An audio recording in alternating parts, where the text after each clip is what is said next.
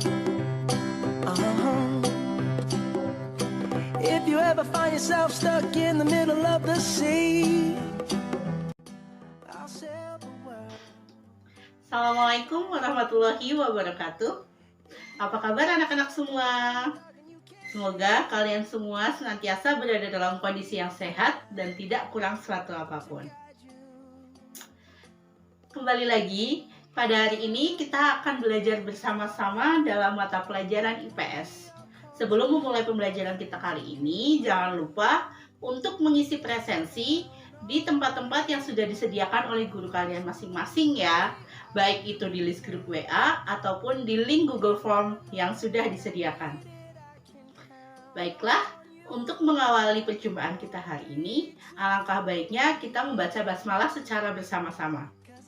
Bismillahirrahmanirrahim. Nah, anak-anak semua, sebelum kita masuk ke materi kita hari ini, saya ingin menanyakan sesuatu kepada kalian. Adakah di antara kalian yang mengenal dengan kartu-kartu ini?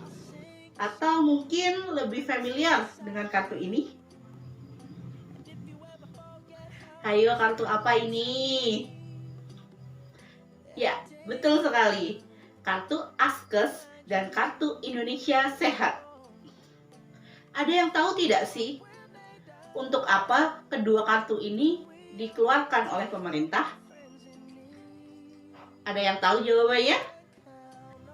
Jadi, tujuan pembelajaran kita hari ini ada 4. Yang pertama, mengidentifikasi ketidakmerataan pendapatan. Yang kedua, mengidentifikasi redistribusi pendapatan. Yang ketiga, mengidentifikasi program-program redistribusi pendapatan. Dan yang terakhir, mengidentifikasi alternatif program redistribusi pendapatan. Nah, untuk yang pertama, kita akan belajar mengenai ketidakmerataan pendapatan. Kenapa sih bisa terjadi ketidakmerataan pendapatan itu? Ketidakmerataan pendapatan itu bisa terjadi karena keberagaman faktor-faktor produksi yang dimiliki oleh seseorang atau perbedaan kepemilikan atas faktor-faktor produksi. Ada yang masih ingat faktor-faktor produksi itu apa saja? Ayo, yang ingat langsung komen di bawah ya. Saya selalu rajin kok mengecek komen-komen dari kalian. Semakin banyak faktor produksi yang dimiliki oleh seseorang, maka akan semakin tinggi pula pendapatan yang akan mereka dapatkan. Sampai sini paham kan? Materi yang kedua adalah redistribusi pendapatan. Apa sih redistribusi pendapatan itu? Jadi yang dimaksud dengan redistribusi pendapatan adalah pendistribusian kembali pendapatan masyarakat golongan atas atau masyarakat kaya kepada kelompok masyarakat kurang mampu, baik yang berasal dari pajak ataupun dari pungutan-pungutan lainnya. Dan redistribusi pendapatan ini merupakan salah satu bentuk realisasi dari jaminan sosial yang dilakukan oleh pemerintah dan negara kepada masyarakatnya. Untuk jenis redistribusi pendapatan sendiri, itu ada 2 jenisnya. Yang pertama, redistribusi vertikal. Yang kedua, redistribusi horizontal. Yang dimaksud dengan redistribusi vertikal adalah pendistribusian kembali pendapatan nasional yang didapatkan dari golongan masyarakat atas atau golongan masyarakat kaya kepada golongan masyarakat yang kurang mampu. Contohnya, jaminan sosial. Sementara, untuk redistribusi horizontal itu merupakan distribusi uang antar kelompok atau dari kelompok yang satu ke kelompok yang lain. Contohnya, dari laki-laki ke perempuan, dari orang dewasa ke anak-anak. Itu merupakan contoh redistribusi horizontal.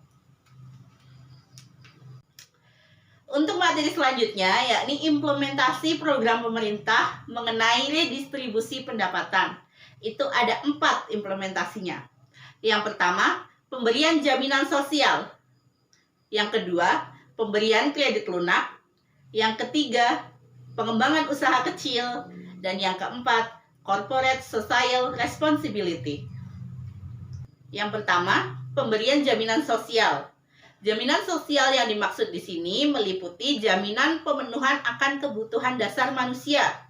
Realisasinya berupa pemberian BLT, PKH, POS, KIP, Jamkesmas, KIS, dan lain-lain.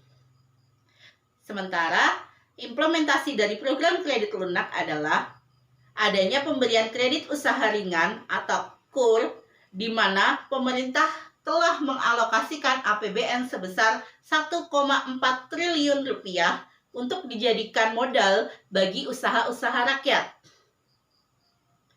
Dan implementasi selanjutnya yakni pengembangan usaha kecil, di mana pemerintah telah menjalankan sebuah program yang kita kenal dengan PNPM Mandiri, di mana program ini bertujuan untuk mempercepat pemerataan pendapatan, khususnya bagi pelaku usaha mikro di pedesaan. Dan implementasi yang terakhir, yakni Corporate Social Responsibility, yakni di mana pemerintah bekerja sama dengan pihak swasta lokal dan swasta asing agar kalangan buruh dan usaha-usaha kecil dapat memiliki kesempatan untuk mengikuti kegiatan ekonomi kreatif. Dan untuk materi kita yang terakhir, yaitu alternatif praktek redistribusi pendapatan. Itu ada dua. Yang pertama, pemberian subsidi, dan yang kedua, pengenaan pajak. Pemberian subsidi. Dalam rangka pemerataan pendapatan, pemerintah berupaya untuk mendorong usaha kecil dan menengah agar tetap hidup dan memiliki daya saing. Maka dari itu, pemerintah memberikan subsidi baik berupa potongan harga maupun memberikan tambahan modal kepada produsen. Selain pemberian subsidi, pemerintah juga menerapkan penarikan pajak, di mana penarikan pajak ini merupakan salah satu upaya dalam rangka mendistribusikan pendapatan. Terdapat banyak jenis pajak yang ditetapkan oleh pemerintah. Beberapa di antaranya adalah pajak penghasilan, pajak kendaraan, pajak barang mewah, pajak restoran, dan lain sebagainya. Nah, bagaimana? Apakah kalian sudah paham dengan materi kita hari ini? Kalau masih ada materi yang belum kalian pahami, kalian bisa langsung menanyakan saya secara pribadi. Tidak perlu takut dan tidak perlu malu. Dan untuk menutup pembelajaran kita hari ini, alangkah baiknya kita membaca hamdalah secara bersama-sama. Alhamdulillahirabbil alamin. Sekian dari saya, kurang lebihnya saya mohon maaf. Tetap harus semangat ya, meskipun belajar dari rumah. Tetap patuhi protokol kesehatan agar kita senantiasa sehat dan selamat. Jangan lupa bahagia. Wassalamualaikum warahmatullahi wabarakatuh. When we are called to help our friends in need, you can count on